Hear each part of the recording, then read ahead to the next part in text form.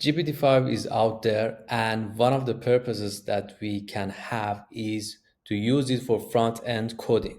So in this video, I want to talk about front-end coding with GPT-5, which is based on the OpenAI Cookbook documentation, and we want to just have a look to see what they have done. Hey guys, Arjashir is here from TechBug channel. So in this channel, I'm talking about programming, online entrepreneurship, startup investing, immigration path, and generally all the tech stuff that are kind of related. So I created two playlists. One is a startup visa across the world, and one is AI explained with patience and practice. If you're interested, please have a look. Let's focus on the video. So this is an article that published inside cookbook.openai.com, which is the official website of OpenAI, the company behind ChatGPT and all of the tools that they have. So in this cookbook, we will show some examples and some learnings of developing front-end application with GPT-5 across multiple axes. So technically, you can develop full stack application in one shot. This is the promise that they have given us. So let's see what is in the introduction. There are some general principles we have seen be effective in developing strong front-end applications. We share some of these learning in the prompt guide that I talked about earlier in the previous video. And below are some important pieces to consider when building front-end applications. Here are libraries and packages we recommend to start with steering the model. So there are some frameworks. Next.js or TypeScript, React, and also pure HTML. In terms of styling and UI or user interface, you can use Tailwind CSS that I have used, Shadcn/UI, and also Radix themes I haven't used, so no comment. And there are some icons that you can use, material symbols, hero icons, and Lucid. In terms of animation, you can go for motion, and there are some fonts that you can use. These packages are not an exhaustive list, and we have seen many different application styles. Below, you will find an easy way to iterate over front-end abstraction on the API. We are excited to see how users can unlock creativity with GPT-5. So there is an interactive example. Let's see. Let's dive into an example of creating front ends from scratch. First, let's create some help functions to see the generated website from GPT-5. So this is a code. Now let's combine the above into one helper function. So they combine all of these into one helper function. Then we will start with a simple example, one shot building a retro gaming store with the right theme. Okay, so make website and open in browser. This is a simple example, one shot building.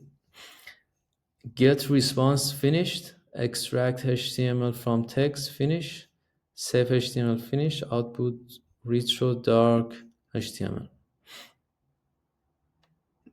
Open browser finish. So the prompt is make website and open browser. And inside website input equal make me landing page for a retro games store. Retro arcade noise, some might say. File name is retro dark.html. Not bad for a one-line, one-shot prompt. So this is the output that you can see here. This is like a landing page.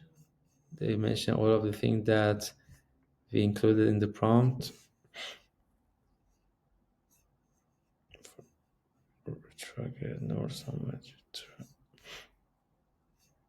And now let's steer it to be lighter and a bit softer.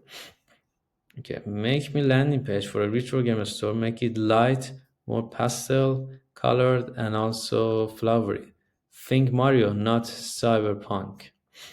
And file name is retro_light.html. As you can see, GPT-5 is incredibly steerable. With just a one line, you can change entire application effortlessly. Pastel soft classic for your happy place. It's like Mario style. So you can see the font is like pixel. This is a land image. But what if you have existing website design that you want to make additions to? For example, we already have this dashboard. So let's see, what is it? This is the existing website design. It's a very simple dashboard. Since GPT-5 is natively multimodal and accepts both image and text input, when you are generating front-end application, we can take advantage of image input to improve model performance.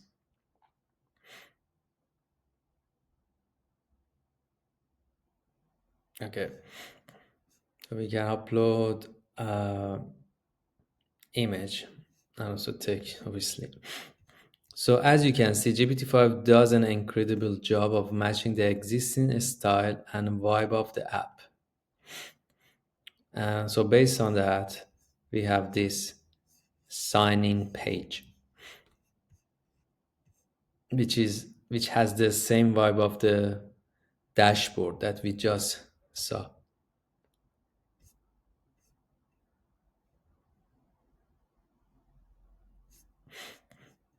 So far, this has been pretty static. Let's try a more interactive task. Make me a snake game.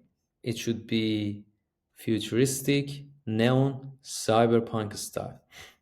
Make sure the typography is suitably cool. And the file name is snake game.html.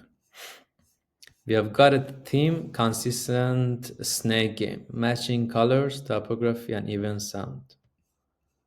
So this is a snake game. We have got theme, consistent snake game.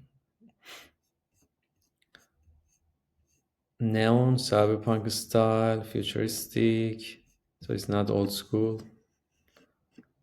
And the typography is like cool, yeah. It's not old fashioned.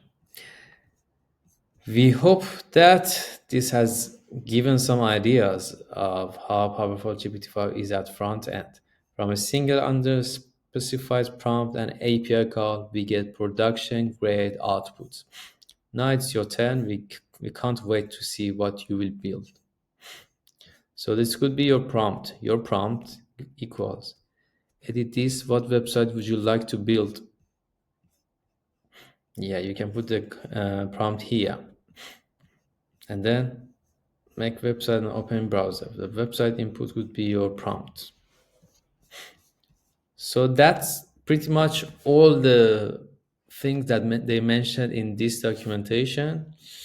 And it was good to have some sort of context because GPT-5 is a new thing and it's like around 2 weeks that is out there and has been released.